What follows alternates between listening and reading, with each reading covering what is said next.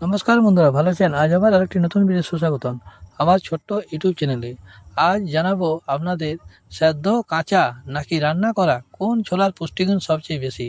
আজকে সেই ভিডিও নিয়ে এসেছি। চলুন দেরি না করে ভিডিওতে যাই। ভিডিওটি শেষ পর্যন্ত দেখার অনুরোধ রইল।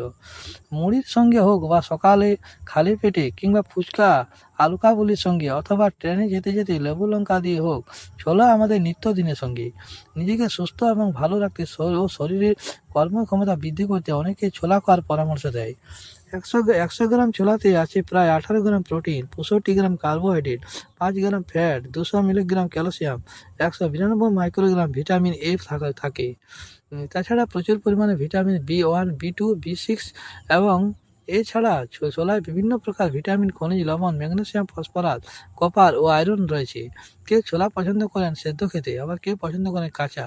কেউ আবার বেশি পুষ্টিগুণের আশায় ছোলা অঙ্কুরিত হলে সেটা খান। কেউ আবার তেল মশলা দিয়ে রান্না করে খান ছোলা। এতেও গেল আমাদের স্বাদ করক অনুযায়ী যার যার পছন্দের ব্যাপার। পুষ্টিগুণের থেকে এগিয়ে কে?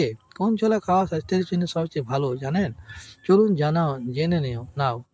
ছোলা কাঁচা অথবা সেদ্ধ যেভাবেই খান না কেন, সম্পূর্ণ পুষ্টিগুণ পাওয়া যায়। খাওয়ার আগে অবশ্যই ছোলা ভিজিয়ে রাখতে হবে। না ভিজিয়ে দ্রুত সেদ্ধ করে নিয়ে খাওয়া স্বাস্থ্যের জন্য ক্ষতিকর। কমপক্ষে 6 ঘন্টা ছোলা ভিজিয়ে রাখার পর খাওয়া ভালো। যদি ছোলায় কোনো রাসায়নিক পদার্থ মেশানো থাকে তাহলে এর ফলে দূর হয়ে যায়। ছোলা তেল মশলা দিয়ে রান্না করলে পুষ্টিগুণ কমে যায়।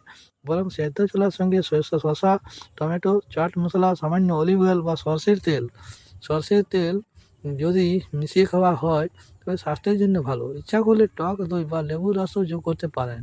অন্যদিকে ভেজানো ছোলার শসা ছাড়িয়ে সামান্য নুন, কাঁচা লঙ্কা, ধনেপাতা বা পুদিনা পাতা, লেবুর রস, আদা বা শসা মিশিয়ে নিয়ে খেতে পারেন। এতে প্রোটিন সহ বিভিন্ন ভিটামিন মিনারেলের চাহিদা পূরণ হবে। এই পর্যন্ত